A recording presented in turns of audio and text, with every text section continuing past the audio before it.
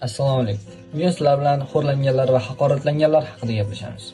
Fyodor Dostoyevskiyning qalamiga mansub bu kitobda insonlarning hissiyotlari eng og'ir damlarda qanaqa hissiyotlar kechishi va ular bilan qanday munosabatda bo'lish va ularning boshiga tushgan paytda og'ir vaziyatlarda insonlar qanaqa yo'l tutishadi, qanchalik ezilishadi, birovlar bilan qanday muloqotga kirisha olishadi yoki kirisha olishmaydi, kimlargadir nimalardir aytmoqchi bo'lishadimi yoki yo'qmi, shular haqida. Bu kitobda bayon etilgan narsalar judayam qaqshatqich yuragingizni ezib, sizni yig'lashgacha majbur qilishi mumkin. Chunki men bu kitobni o'qib yig'ladim. Uchinchi kitobni o'qib yig'lamayman aslida, lekin bu kitobni o'qib yig'ladim. Xo'rlanganlar va haqoratlanganlarda nima kerak?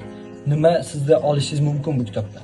Bu kitobda siz insonni eng sof tuyg'ularini qanaqa darajada toptalish mumkin va u tuyg'ular sizni nimalarga olib borishi mumkinligi haqida gap so'z boradi. Ba'zan kitoblarda bilamizki, oxirida kambag'al, nochor yoki ezilgan, haqoratlangan insonlar doim g'alaba qozonadi. Bu kitobda unday emas. Ular doim ezilib va shunday hayotda davom etadi. Hech qachon bu kitobdan baxtli yakun kutmang. Boshqa kitoblardan ham o'zi hammasi mashhur.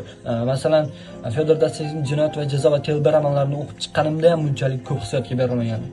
Bu kitob shunchalik yurak bag'ringizni ezib tashladiki, hatto toshbag'ir bo'lsangiz ham bu kitobni o'qib yig'lashingiz aniq. Yashamoq asarini o'qib yig'lashishni ko'pchilik aytishdi, lekin Yashamoq asarini o'qiganimdan so'ng menda hech qanaqa yig'lash asoratlari bo'lmadi, chunki u kitobni o'qiganimda boshqa kitoblar bilan deyarli bir xil. Men Remar, Kafka o'qiganim uchun yangi tuyg'u hosil bo'lmadi, lekin bu kitobni o'qiganimdan keyin menga judayam o'zgacha bir tuyg'u hosil bo'ldi. Dostoyevskiyni shu kitobdan olingan bir gapini sizlarga havola etamiz.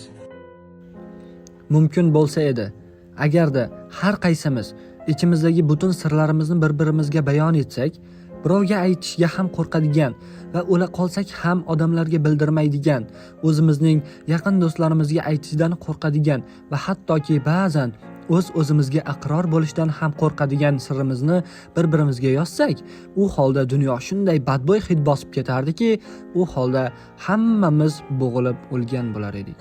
Fyodor Dostoyevskiy.